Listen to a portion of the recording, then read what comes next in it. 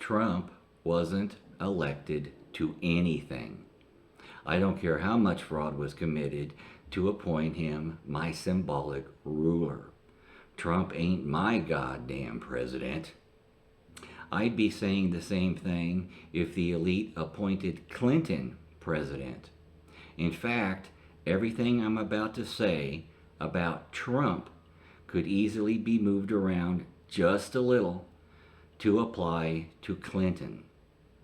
Our election process has been corrupted and basically non existent for centuries, and this election was no exception.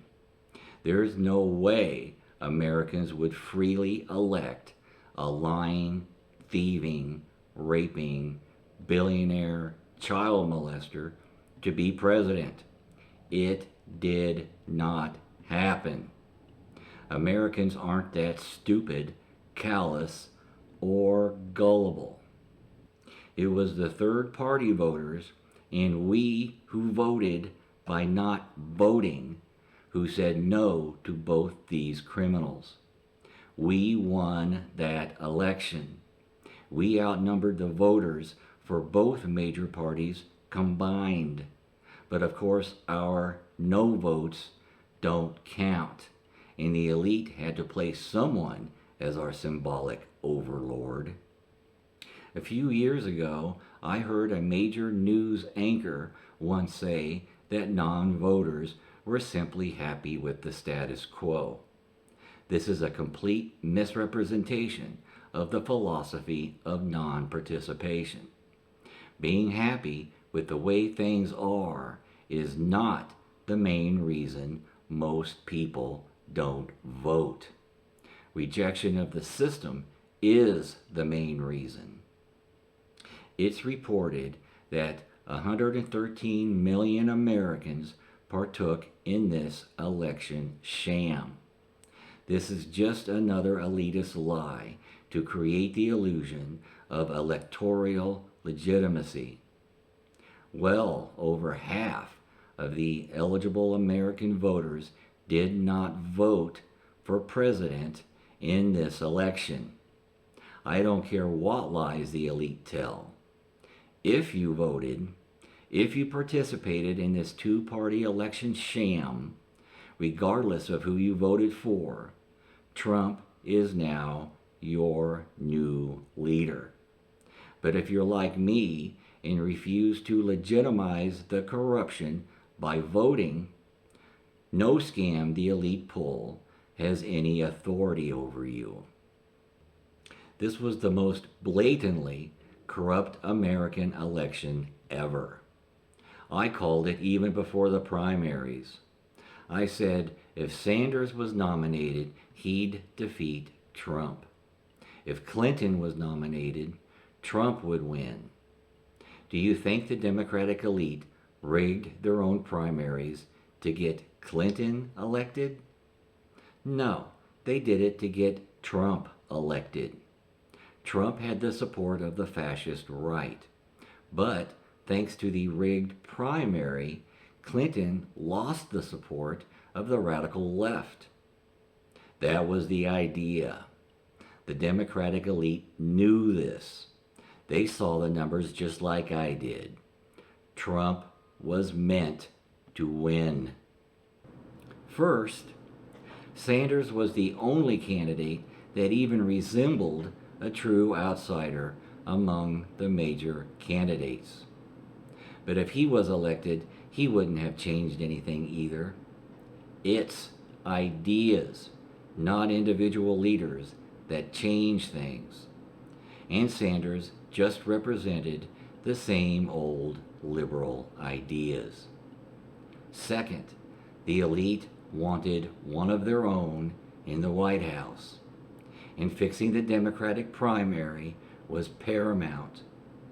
It was the first step in placing an elitist, billionaire rapist into the presidency. How can anyone miss the connection between the claimed election results and the rigging of the primary? The elite consider rape as a right. They take advantage of everyone else. Do you think they won't take sexual advantage of women whenever they so please?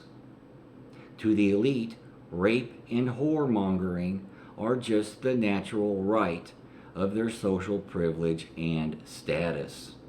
It's nothing new. Rape and the abuse of prostitutes has been going on since the days of concubines and harems. The elite see women as prey, as targets and possessions, as something to be conquered and added to their collections. You can argue they don't all rape. Maybe not. But the elite who don't rape cover for those who do. The elite have been covering for rapists and child molesters for centuries. You can see it in our schools and the clergy. You can see it in the examples of Jerry Sandusky, Jimmy Savile, Bill Clinton, and Trump. Concerning the election, let's say I'm wrong. Americans really are stupid enough to vote for a lying, thieving, raping, billionaire child molester. Well, according to NBC News, 60% of Trump voters didn't want to vote for him, and 54% of Clinton voters didn't want to vote for her. When people are coerced and forced to vote for people they don't want to vote for, my argument still stands. This was a non-election. You don't have the right to vote for someone you don't want elected. Those votes don't count. It's election fraud. It's voter fraud. It's no different than being paid for voting a certain way. The only difference is you're gullible enough to do it for free. The only valid vote is one cast in support of who you want elected, not when you're conned or tricked or given no choice but to vote for a candidate you don't like, trust, or want. Of course, the media continued its objective to show the popular vote as almost equally divided. In every election in memory, the media does this and then announces, America has spoken. This is a major shift, a call for change, when their own statistics say otherwise. A 50-50 split in the popular vote does not indicate consensus. Winners represent only half of the voters in each election, and they don't represent any of the non-voters or third-party voters. This scam just keeps going and going.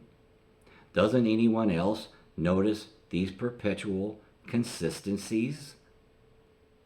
The media elite calls the election of every first-term president a rebellion, a call for change.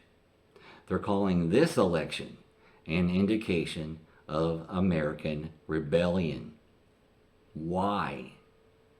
Trump represents the status quo better than any other major presidential candidate ever.